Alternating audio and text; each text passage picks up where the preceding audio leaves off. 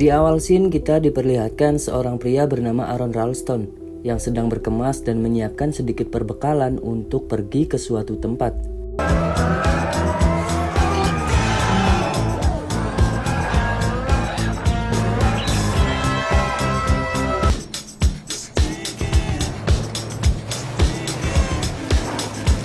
Rupanya ia pergi ke tempat bernama Blue John Canyon untuk berpetualang. Setelah sampai di sana, ia pun memilih tidur di mobil bersama para petualang lainnya yang memilih untuk mendirikan tenda.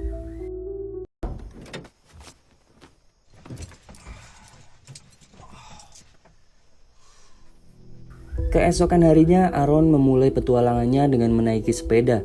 Ia terlihat sangat senang dan menikmati perjalanannya itu. Aaron terus mengayuh sepedanya sembari sesekali merekam dirinya menggunakan handycam. Lalu, tiba-tiba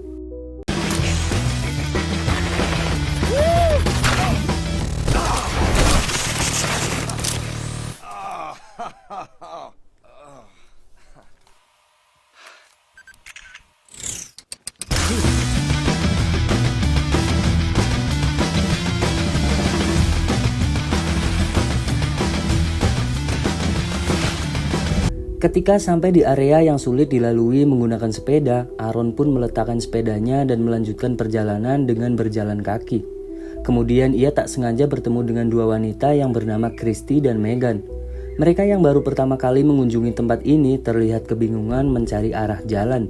Sementara Aaron yang sudah puluhan kali mendatangi tempat ini tentu sudah sangat hafal dan mengetahui titik-titik mana saja yang layak untuk dikunjungi. Meet you. It's an honor. What do you say? You're lost? I'm a guide?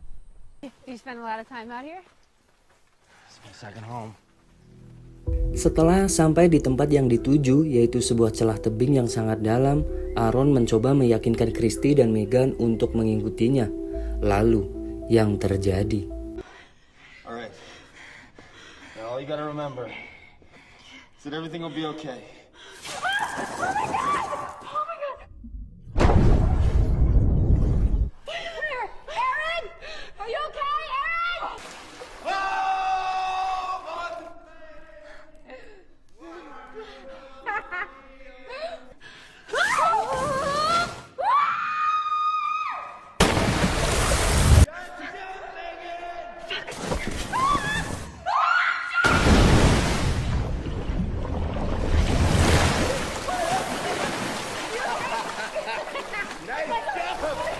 Setelah puas berbasah-basahan, Aaron pun membawa mereka keluar dan menunjukkan arah pulang.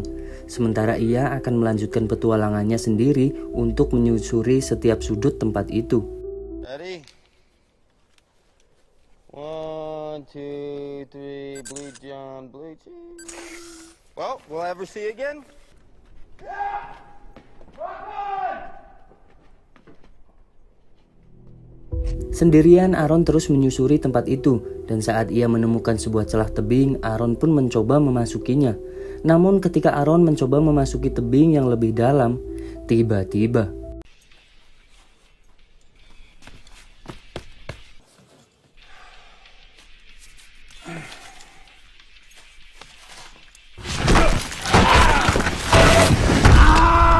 Aaron pun syok parah atas apa yang menimpanya saat ini. Seakan tak percaya bahwa dirinya harus terjebak di celah tebing di tengah padang tandus yang sangat luas itu.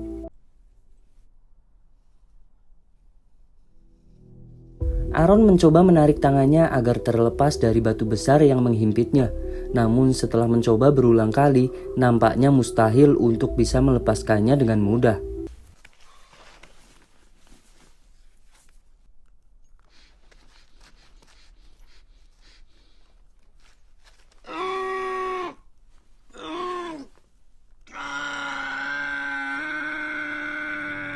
Tidak ingin menyerah begitu saja, Aaron mencoba mengangkat batu besar itu. Namun nampaknya ia tidak cukup kuat untuk mengangkatnya seorang diri, terlebih dengan kondisinya saat ini.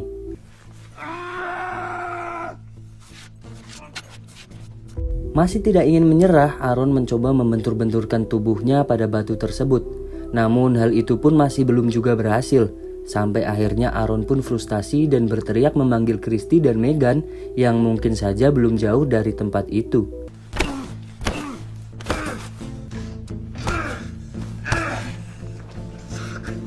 Christy! Megan!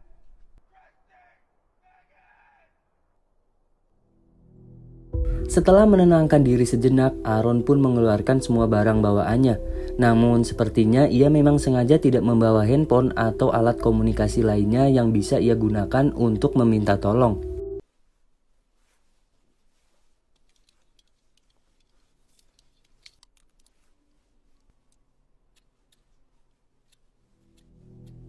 Masih tidak ingin menyerah, Aaron kemudian memilih sebuah pisau yang tidak begitu tajam untuk mencoba mengikis batu tersebut, berharap cara itu bisa membuat tangan kanannya terlepas.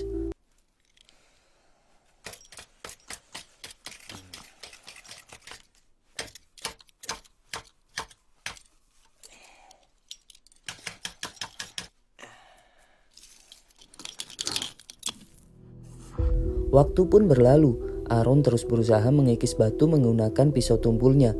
Namun saat ia mulai kelelahan, pisau itu malah terjatuh. Kemudian Aaron berusaha untuk mengambilnya menggunakan ranting yang ada di sekitarnya.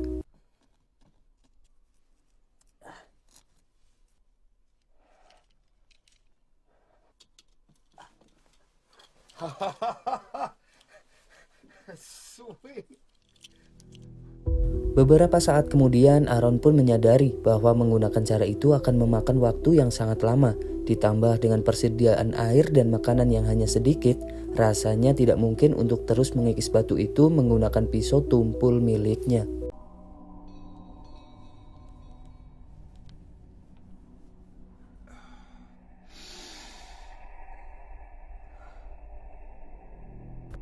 Singkat cerita, waktu sudah menunjukkan pukul 12 malam pada hari Minggu. Aaron yang mulai kelelahan memikirkan cara agar ia bisa tertidur. Aaron pun menemukan sebuah ide.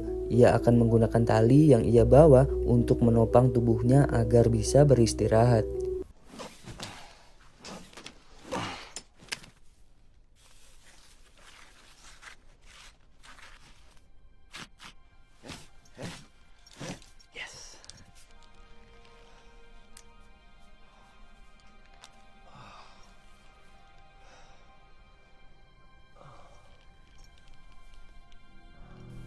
Keesokan harinya saat Aaron baru saja terbangun, ia pun terbayang masa kecilnya bersama sang ayah, di mana Aaron pertama kalinya diajak ke tempat ini.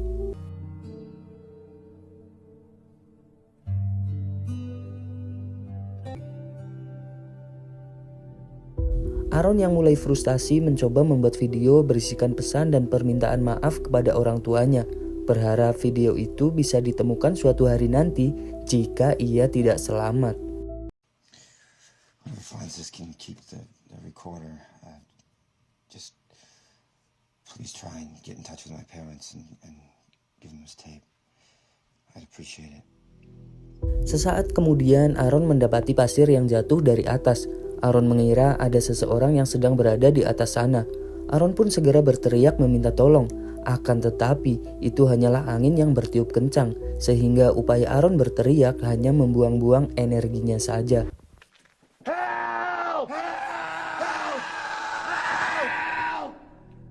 Aaron mencoba tenang dan memakan sepotong roti terakhirnya. Begitupun dengan air yang hanya tinggal sedikit. Aaron kemudian membayangkan botol minuman dingin yang saat ini sangat ia inginkan. Oh. Don't mind if I do.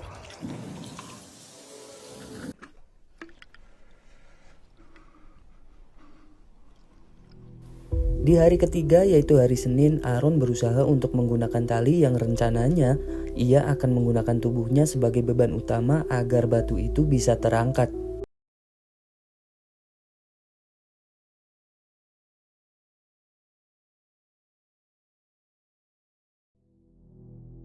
Namun setelah mencoba beberapa kali, batu itu pun tidak terangkat sedikit pun.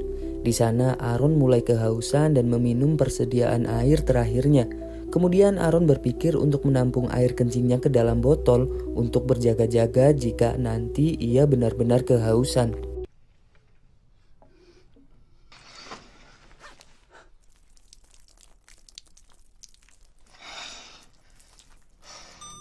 Sesaat kemudian Aaron menyadari usahanya mengangkat batu tersebut menggunakan tali hanyalah sia-sia. Karena batu yang terlalu besar itu setidaknya membutuhkan 7 orang lagi agar batu itu bisa terangkat. All morning, but it didn't work. It's worth a try. But there's too much friction and it's climbing rope, so there's too much stretch. Beberapa jam berlalu, Aaron kemudian menemukan sebuah ide paling gila dan paling brutal yang akan Aaron lakukan, yaitu tangannya sendiri, karena itu adalah satu-satunya cara agar tangannya bisa terlepas.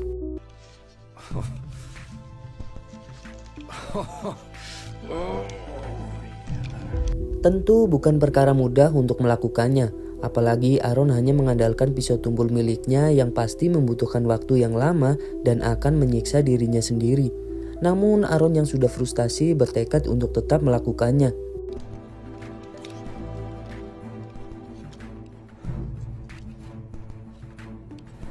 Ketika Aaron sedang bersiap untuk tangannya, tiba-tiba terjadi hujan yang sangat lebat, sehingga air hujan segera masuk ke dalam celah tebing dan membuat Aaron terendam air. Kesempatan itu lalu digunakan Aaron untuk mencoba mengangkat batu tersebut, di mana Aaron berpikir batu itu akan lebih ringan jika berada di dalam air.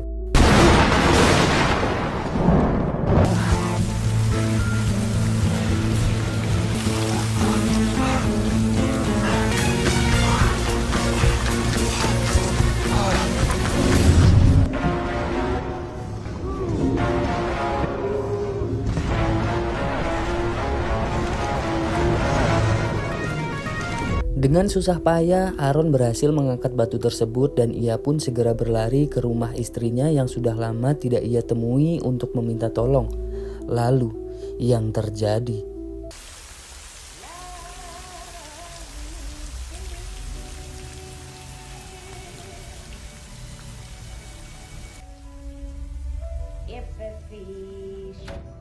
Ternyata itu hanyalah mimpi. Dan faktanya, Aaron masih terjebak di celah tebing dengan tangannya yang masih terhimpit batu besar.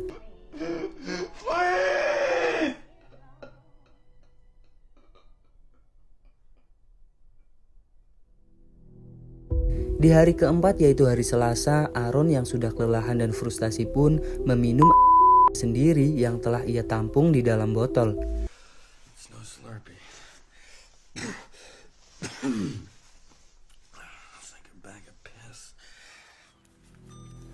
Aaron kemudian bertekad untuk tangannya sendiri meski itu sangat beresiko akan membuatnya mati kehabisan darah.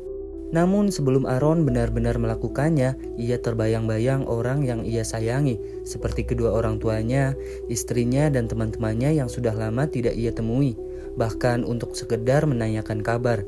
Aaron pun menyadari kesalahannya yang telah menyia-nyiakan mereka semua. You look like the hole in the wall gang. You know, I've been thinking everything just comes together. Kemudian Aaron pun berusaha menguatkan mentalnya untuk melakukan hal gila sekaligus brutal itu.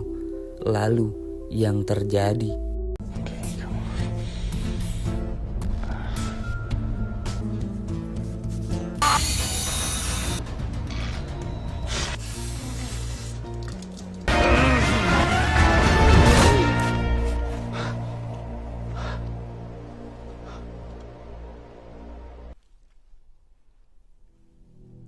Akhirnya Aaron berhasil melakukannya.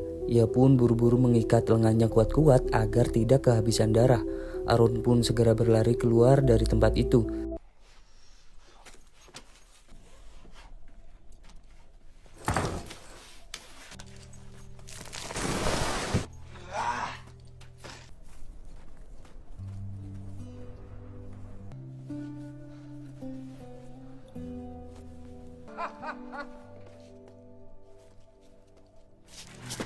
Setelah berhasil keluar, kemudian Aaron menemukan sebuah genangan air dan ia langsung menjatuhkan tubuhnya ke dalam genangan itu karena saking hausnya.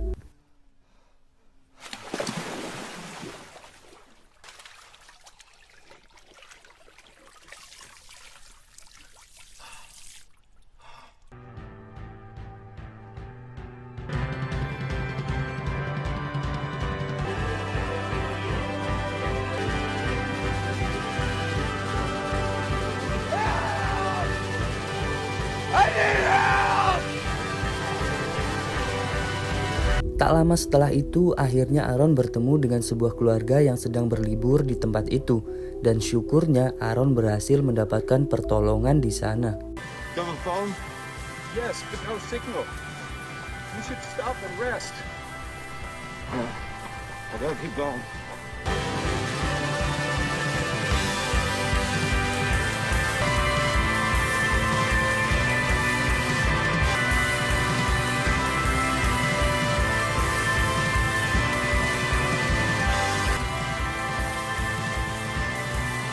Film pun selesai. Sedikit review dari saya, film ini cukup memuaskan dengan kejadian yang diambil dari kisah nyata, penyajian yang tidak terlalu lebay dan backsound yang tidak berlebihan. Meskipun rilis di tahun 2010, menurut saya film ini juga masih relevan untuk ditonton di era sekarang. IMDb untuk film ini adalah 7,5, namun menurut saya film ini layak untuk diberi rating 8,0. Sekian untuk video kali ini, jangan lupa untuk pencet tombol subscribe karena satu subscribe dari kalian sangat berarti untuk babak-babak pengangguran ini untuk terus menganggur dan menonton film setiap harinya. Thanks for watching, see you in the next video and bye-bye.